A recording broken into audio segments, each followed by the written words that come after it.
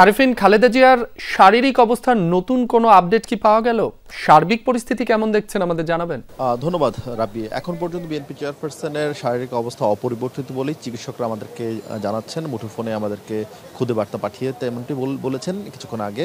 এবং এর বাহিরে বিএনপি চেয়ারপারসনেরকে যে হাসপাতালের সামনে মূলত বিএনপি নেতাকর্মীদের অল্প কিছু সংখ্যক নেতাকর্মীদের ধীরে ধীরে উপস্থিতি বাড়ছে। এর বাহিরে আপনাকে যদি আরেকটা তথ্য জানাতে চাই, বিএনপি চেয়ারপারসনের পুত্রবধূ ডাক্তার জুবাইদা রহমান তিনি বাংলাদেশে ফিরছেন, সেটি আপনারা জানেন।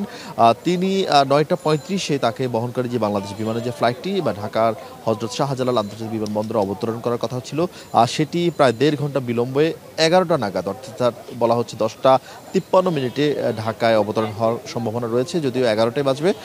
এরপর তিনি যখন সেখান থেকে বিমানবন্দরের আনুষ্ঠানিকতা শেষ করে তিনি সরাসরি এভারকেয়ার হাসপাতালে আসবেন, এসে তিনি তার শাশুড়িকে দেখবেন। এবং যেহেতু তিনি একজন স্বনামধন্য চিকিৎসক, তার যেই চিকিৎসাবিদ্যা সেটা তিনি সেই আলোকে তিনি তার শাশুড়িকে দেখবেন। এবং সেই সঙ্গে দেশি বিদেশি মেডিকেল বোর্ড রয়েছে, সেই দেশি বিদেশি চিকিৎসকদের সমন্বয়ে গঠিত মেডিকেল বোর্ড রয়েছে, সেই মেডিকেল বোর্ডের সঙ্গে তিনিও আরেক দফা বসবেন। বসে এরপর বিএনপি চেয়ারপারসনকে আজকে কখন বা কিংবা যদি পরবর্তী কবে আগে তাকে লন্ডন নেওয়া যায় বা কিংবা বিদেশে নেওয়া যায় বা তার চিকিৎসা সংক্রান্ত যাবতীয় যেই সিদ্ধান্ত, সেই সিদ্ধান্ত আসতে পারে। এবং যার ফলে মূলত সকল সিদ্ধান্ত আটকে আছে ডাক্তার জুবাইদা রহমানের বাংলাদেশে আগমনের উপর। তিনি বাংলাদেশে আসার পরেই মূলত সকল সিদ্ধান্ত আসবে। যদিও এখন পর্যন্ত আমরা যতদূর জানতে পেরেছি, কাতার থেকে যে রয়্যাল এয়ার অ্যাম্বুলেন্স বাংলাদেশে আসার কথা সেটি এখন পৌঁছায়নি। ফলে সবকিছু মিলে এক ধরনের ধোঁয়াশা রয়েছে বিএনপি চেয়ারপারসন আজকে লন্ডন যাত্রা নিয়ে। এবং সেই লন্ডন যাত্রায় যারা থাকবেন, যে 7 জন চিকিৎসক এবং বিএনপি 2 জন নেতা এবং সেই সঙ্গে ব্যক্তিগত কর্মকর্তা এবং নিরাপত্তারক্ষীরা, তাদের কয়েকজনের সঙ্গে আমাদের কথা বলার সুযোগ হয়েছিল। তারা আমাদেরকে জানিয়েছেন যে তারা সকল ধরনের প্রস্তুতি সম্পন্ন করে রেখেছেন লন্ডন যাত্রার। তাদের পক্ষ থেকে আসলে কোনো ধরনের ঘাটতি নেই প্রস্তুতির। তবে যেহেতু এটি একেবারেই চেয়ারপারসনের শারীরিক অবস্থার উপর নির্ভরশীল, ফলে সেইখানে মেডিকেল বোর্ডের পক্ষ থেকে আসলে যে সিদ্ধান্ত আসবে, সেই সিদ্ধান্তের আলোকেই পরবর্তী গন্তব্য বা পরবর্তী সিদ্ধান্ত নির্ধারিত হবে। এবং সেই সিদ্ধান্ত নেওয়ার জন্যই মূলত ডাক্তার জুবাইদা রহমান তড়িঘড়ি করে বাংলাদেশে আসছেন।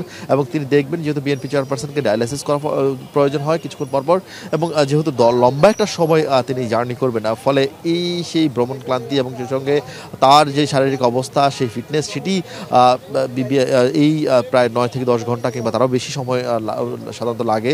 ফলে এই সময়টুকু সেটি অ্যালাউ করবে কিনা বা সেটি উপযোগী কিনা, সেটি কিন্তু অনেকাংশেই প্রশ্নবিদ্ধ চিহ্ন রাখা হচ্ছে। ফলে সেই প্রশ্নের উত্তর খোঁজার জন্য ডাক্তার জুবাইদা রহমান আসবেন। তিনি সশরীরে খালেদা জিয়াকে দেখবেন, দেখার পর চিকিৎসকদের সঙ্গে কথা বলে পরবর্তী তার সিদ্ধান্ত নেবেন। তবে এখন পর্যন্ত বিএনপি চেয়ারপারসনের শারীরিক অবস্থা কোনো উন্নতি হয়নি, তার অবস্থা আগের মতোই অপরিবর্তিত রয়েছে।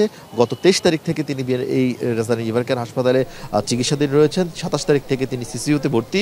এবং এরপর থেকে কিন্তু প্রতিদিনই দিনকে দিন তিনি তার শারীরিক অবস্থার অবনতির খবরে আমরা পাচ্ছিলাম।